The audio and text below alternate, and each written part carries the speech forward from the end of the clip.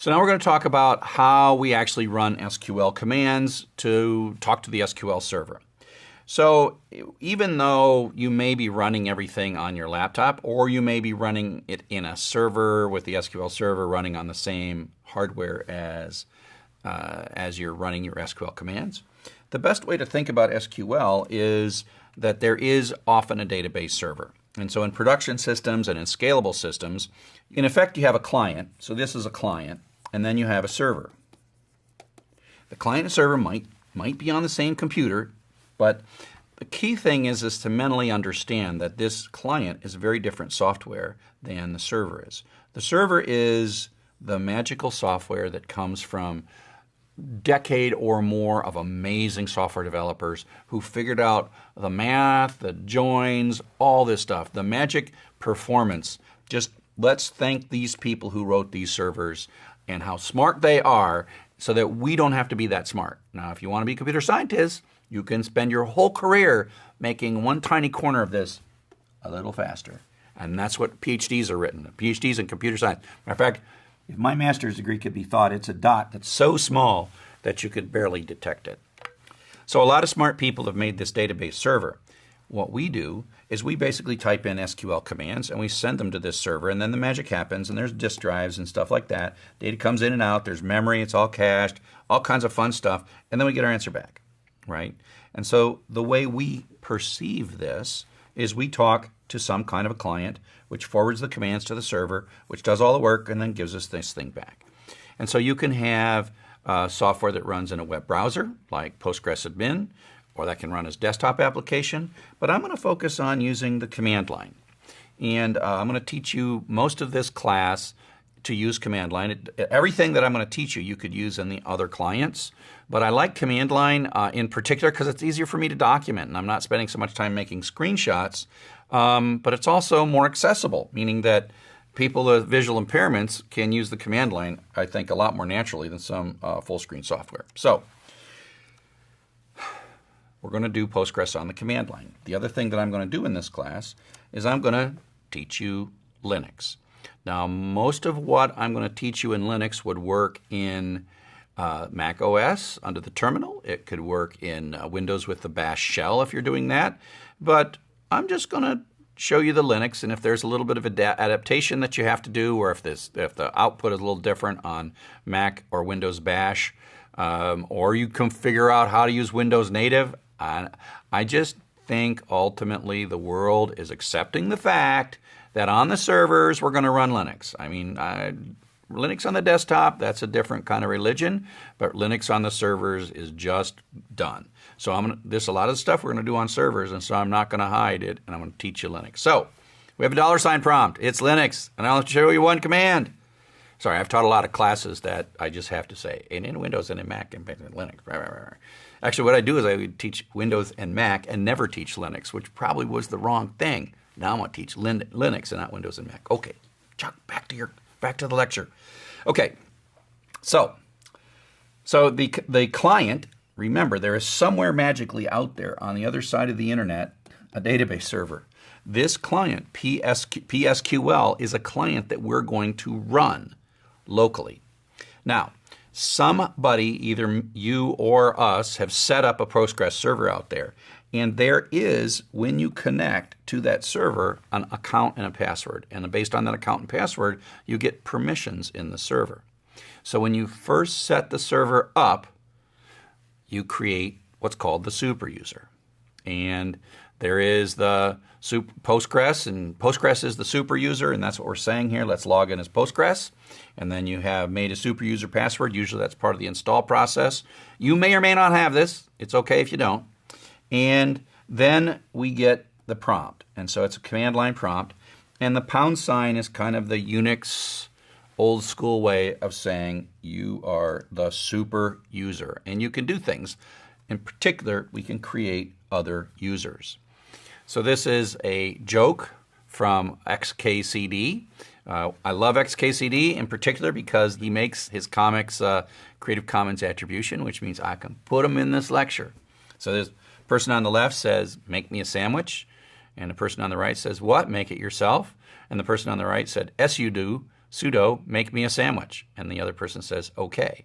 So what's going on there? So sudo is a Linux command to upgrade your session from a regular user to a super user. So you might say, delete these files with an rm command, and it won't do it. But then you say sudo rm, and it works. And so this is basically pulling the whole concept of super user into a human context.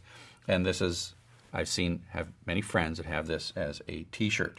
So you're starting out as a super user. Like I said, you may not be a super user, and so some of these commands that I'm going to show you that super users do, you may have to have someone else do them, or we may have done them for you already. And you know this every time I'm showing you a super user prompt because it has the pound sign. But this \l command is the command to list the databases, and this is a Postgres server instance that I just started. And you'll see that the owners of these 3 databases are all Postgres, which is the super user. And these are databases that you probably shouldn't touch because these database systems tend to store their own data in databases. And the reason for that is efficiency, because they have figured out how to make stuff in database accessed very fast. So in a sense, when you make your own database or create a table in your database, it stores that information in its own database tables, right? And so you delete these, and then Postgres is going to start blowing up in a bad way. So right now, I'm showing you how to see the databases, and for now, there's no databases you're to mess with at this point.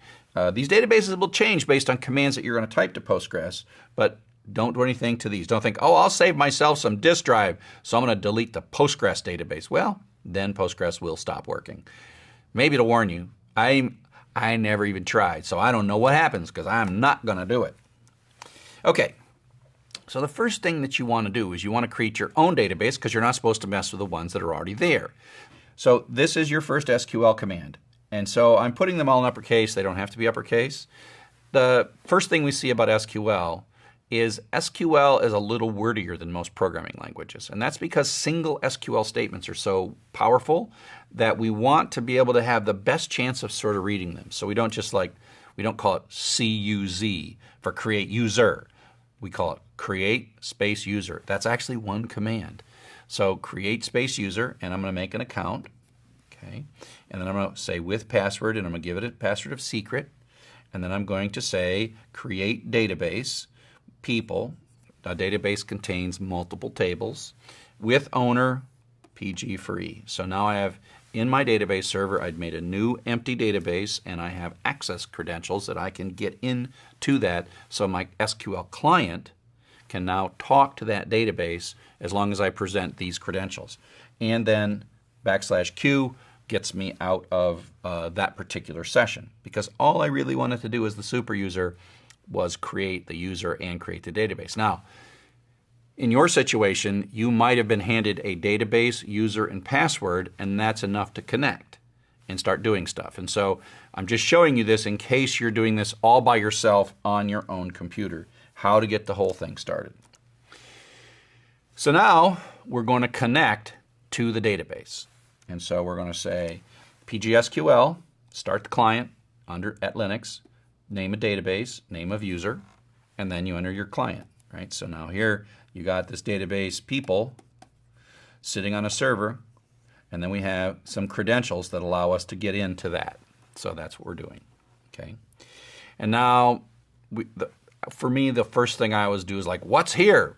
You know, in Linux, I type ls or pwd, like, where am I at? And what do I got? And so the command in Postgres, oh, you'll also notice we're not super user anymore, right? And that's because you want to be careful when you're the super user. In a sense, you want to type as few commands as you can in the super user. We are now a reduced user, so we could have lots of different databases in here with different credentials, but this particular PG free can't break any of these things. And so you sort of want to keep your credentials scoped as low as you can and not use the super user except to make credentials, and then use those credentials to do everything else. And that's kind of what we're showing here. DT shows the tables, but this is a good example of where you see sort of two terminologies.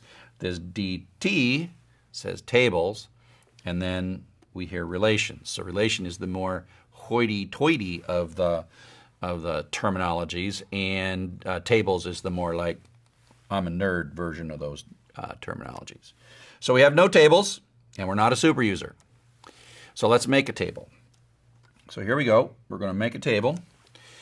Create table, the name of a table, and then a parenthesized list of schema. Now this schema, remember when I talked about the spreadsheet, the schema is our contract with Postgres that says this table's got 2 columns and it's got 2 character columns, and each of those columns is up to 128 characters long. This is the schema. We're making the schema here. And it's a contract, meaning if you try to put 129 characters into this, Postgres is going to blow up. And you're like, oh, you're so mean, Postgres. No, Postgres is doing what you told it to. You told it that you're never going to store more than 128 characters. Why is it so picky about this? And that is because Postgres takes every hint that you're giving it about the shape of your data, and it's storing it as efficiently and most compactly and fast retrieval, and it's got to solve a lot of problems, so you have to tell it what and how you're going to use it. And if you want it to store 129 characters, just store 129 characters. But don't tell it you're going to store 128 and have it build a whole structure efficient for storing 128, and then try to store 129 and complain about it. Now that we'll see there are ways to store this data to say, look, I don't even know how long it's going to be. Just give me a space. And it does that as efficiently as possible. But if you know you're going to be 128 or less, then tell it. Yeah, so that's what we're doing. So we have this kind of column name and then data type, comma, column name, data type, and then parenthesis. This parenthesis here matches the user's parenthesis. And then you end these things with a semicolon. And so now I made a table. And I can see the table, and I can see, oh yeah, okay, I got a table named users, it's a table, and the owner's PG for E. Now, I'm not super user, so I only am seeing the ones that belong to me, which is pretty cool. And I can say /D+, which says, show me the schema, because sometimes you made a table a long time ago and you forgot what the create table was. And so you can say, show me the schema of the user's table, and so you then see the schema of the user's table. So up next, we're going to talk about how we take these tables that we just created and type SQL commands to put data in, take data out, the actual CRUD, create, read, update, and delete. Okay, so that's what we're going to do next.